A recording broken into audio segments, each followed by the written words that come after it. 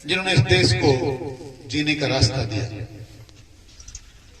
संसार में सबसे अच्छा, सबसे सुंदर, सबसे सुशिक्षित, सबसे सभ्य और जीवन शैली देने वाला अगर संविधान कोई दुनिया में है तो भारत में है। समानता का अधिकार इस दुनिया में कोई संविधान देता है तो भारत में है। आने वाले कई सैकड़ों सालों तक जिस संविधान में सुधार की जरूरत नहीं पड़े वो संविधान भारत का है। यानी एक ऐसा महापुरुष जिसने आज के करीब 70, 80, 75 साल पहले और आने वाले 100 साल तक की बातें इस प्रकार अपने दिमाग में सजोकर ऐसी चीजें लिख दी कि आज भी उनको बदलने की जरूरत नहीं महसूस होती। इस दुनिया में बहुत से देश हैं, गुलाम भी थे, आजाद भी हुए, उनके संविधान भी बने, पर हर एक देश में कानून में कई बार लगातार बदलाव आता रहता है। समय के अनुसार उनको बदलाव की जरूरत पड़ती है।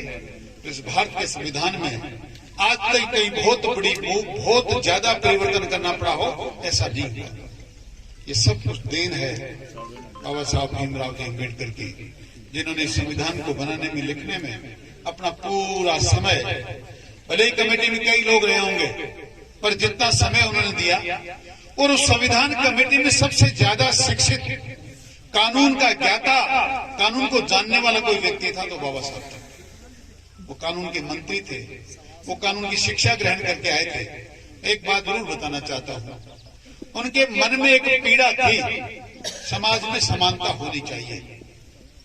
वो भले ही एक दलित समाज में पैदा हुए, लेकिन आप जितना सोचते हैं उतना कमजोर या इतने गरीब परिवार के नहीं थे। उनके पिता उस टाइम में अधिकारी थे फौज में, वो सक्षम थे, पर उन्हें यह पता था कि मैं तो सक्षम हूं।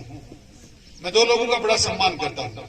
गांधी जी की कैसी भी जीवन शैली रही होगी, पर उसने शरीर पर वस्त्र धारण नहीं किया। वो कहते थे जब तक देश के हर एक व्यक्ति के शरीर पर कपड़ा नहीं आ जाए तब तक मुझे पहनने का अधिकार नहीं। और बाबा साहब ये कहते थे कि जब तक हर एक समाज सम्मान नहीं हो जाए, इन स्वर्णों के बराबर दलित भी ना आकर बैठ जाए, तब तक मुझे अपने आप को संपन्न करने का अधिकार नहीं। इसलिए उन्होंने इस कानून को बनाया, उस कानून को बनाया, लागू किया। आज भी कानून लगातार लागू है। और आज इन नौजवान साथियों की इस टीम को देखकर मैं कह सकता हूं कि बाबा साहब का सपना साकार होने जा रहा है। भाई राजेंद्र ने कहा कि छावनी में ढाणी में कार्यक्रम पहली बार हो रहा है। इसका मतलब नौजवान पीढ़ी जागरूक हो रही है, नौजवान पीढ़ी संविधान का सम्मान कर रही है। और आप सब लोगों की जातीय व्यवस्थाएं देखकर मैं कह सकता हूं कि हम सब लोग समानता की तरफ अग्रसर हो रहे हैं। मैं आपको धन्यवाद देना चाहता हूं। बाबा साहब का सबसे पहला मकसद था शिक्षित बनो, संगठित रहो और संघर्ष करो।